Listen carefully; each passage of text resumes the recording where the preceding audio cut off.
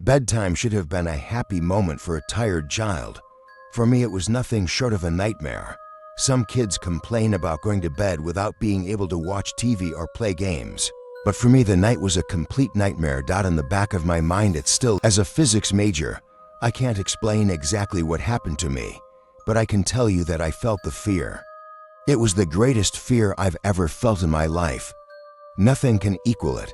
I'll tell you as much as I can now. I don't remember exactly when it started, but I think my anxiety about falling asleep started when I got my own room. I was 8 years old at the time, and up until then, I was sharing a room with my older brother. He was 5 years older than me, so he wanted his own room, and I got the room at the back of the house. It was a small, cramped room with just enough room for a bed and a couple of small drawers. I wasn't complaining, because I knew that even at that age we didn't have a big house. My parents loved me, and I was having a good childhood. My brother had been given a new bed, and I was sleeping in the bunk bed we used to share. And although I was a little afraid of sleeping on my own, the idea of sleeping in the top bunk excited me. I sat up in bed and looked down at my toys scattered on the green carpet below. As I looked down at my toys, my eyes drifted to the bunk below. It was as if something was trying to escape my eyes. When I realized that there was nothing on the bunk below, I pulled my duvet over me and fell asleep with the reassurance of the TV my father was watching from downstairs. When you wake up from a deep sleep to something moving, it takes you a few seconds to realize what it is. When the fog of sleep lifts, everything becomes clear. Something was moving. There was no doubt about it. At first, I didn't know what it was. Everything was dark, almost pitch black. Two thoughts immediately formed in my mind. The first was that my parents were in bed because there was no sound or light. The second thought turned into a sound, the sound that woke me up. When the last of the sleeping nets in my mind had disappeared, the sound was recognizable. The bed beneath me creaked, as if someone was searching for a comfortable position. I wondered if the sound was something I had imagined, or if my cat was trying to sleep on the bed below me. I looked at my door, and it was closed. Maybe my cat had come in when my mom opened the door to check on me. Yes, it must have been. I turned my face to the wall and tried to go to sleep. As soon as I turned over, the noise downstairs stopped. I think I had disturbed my cat, but I quickly realized that the visitor downstairs was something more insidious than my cat. Suddenly, the thing downstairs started to toss and turn like crazy, as if someone was throwing a tantrum. Fear gripped me.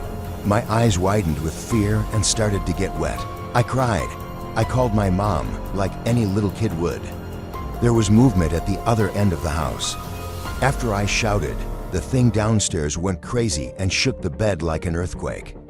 Instead of going downstairs, I stayed in bed. It seemed like an eternity waiting for them. The door finally opened, and the bed downstairs was completely empty. My mother was trying to calm me down while I was crying. I couldn't tell my mother what I was afraid of because of fear. I had a feeling that if I mentioned her, she would come back. My mom slept in the bed downstairs and said she would stay there until morning, but I hardly slept at all that night. The next morning I wanted to go everywhere, but that room. It was a Saturday morning. I was playing in the garden with my friends. There were lots of bushes and tall trees in the garden. So we felt like we were having an adventure on an exotic island. As I was playing with my friends, my eyes drifted to the window of my room. It was as if he was watching me in the morning. When I was alone at night, he would get angry and give me nightmares. It may sound strange, but when they put me back in the room, I didn't object. I had no proof anyway. I climbed into my bunk upstairs and went to bed. At night, as I lay motionless with fear, suddenly my heartbeat quickened. There was another crunching sound coming from downstairs, and this time a thought started running through my mind. A ghost. Soon the crunching downstairs gave way to breathing. I could imagine his chest rising and falling. The house was quiet again. The breathing continued. I wanted him to leave. I wanted him to leave me alone. I lay there in silence. What did he want? Then something happened that really scared me. He moved. It was different from the way he had moved before. Like an animal, undoubtedly. I felt him sit up in bed. There were only a few boards between us. His breathing became faster. I was lying there, my eyes filled with tears. My throat began to burn. I couldn't describe the fear. I didn't think such fear existed. But I was wrong. I wondered what he looked like. I was trying hard not to let him know I was awake. He began to touch the board that separated the two beds. Then with great force, he hit the wood. I started crying. My mom came again and hugged me. She asked me what happened. I said the same thing. Nightmare. Every night I would wake up to the crunching of the bed. The bed would shake like crazy. It would stop when my mom came home, and every night my mom would sleep downstairs, not knowing what was going on. Most nights I called in sick and stayed with my parents. I didn't want to be alone with this thing at night. For some reason, it never came out when my mother was with me. The same could be said for my father. But it was very difficult to wake him from his sleep. After a few months, I got used to my night visitor. Don't think of it as a friendship. I just accepted him. The days would get harder. My grandfather was sick. He was going to die. My mother was going to live with him. That day I ran home and put all my things on the bed downstairs. I didn't want him to come there. When it got dark, I lay in bed, knowing my mother wasn't home. I didn't know what to do. I didn't know what to do. My only plan was to get the cross from the jewelry box. Even though my family wasn't that religious, I believed in God and I knew He would protect me. As I held the cross under my covers, I hoped I wouldn't wake up until morning. Unfortunately, this night was the scariest. I woke slowly. The room was dark. There was no sound. No breathing, no creaking, nothing. The room seemed empty, lifeless, but not empty. The night visitor was not in the lower bed. He was in my bed. I opened my mouth to scream, but I couldn't say anything. I stood still. If I couldn't scream, he mustn't know I was awake. I couldn't see him, but I could feel him. He was at the end of my duvet. I'll never forget the weight I felt. If it were summer, there would be some light, but in winter there's no light at all.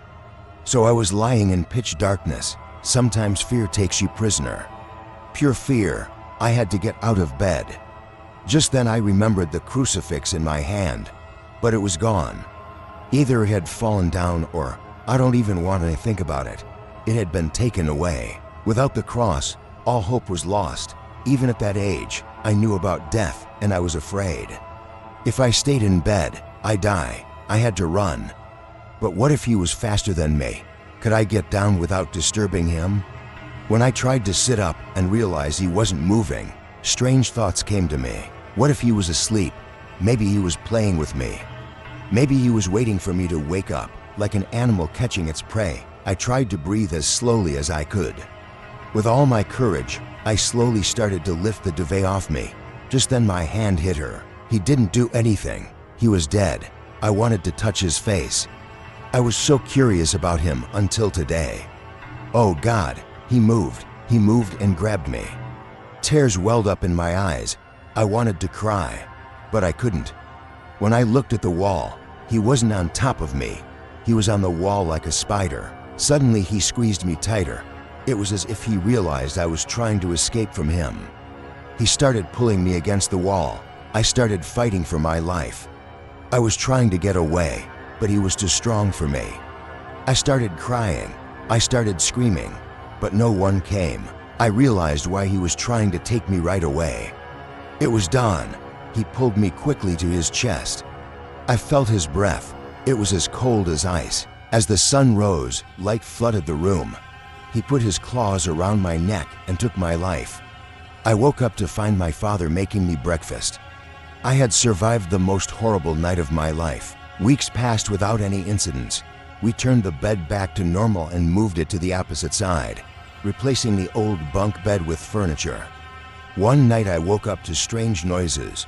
The furniture where the bunk bed used to be was shaking like crazy, and there was a strange humming coming from the wall. To this day I still can't sleep with my bed against the wall. Maybe you can call it imagination, but I can only tell you this. The next year they gave me a new room and my parents made it their bedroom. They lasted 10 days. On the 11th day we moved out.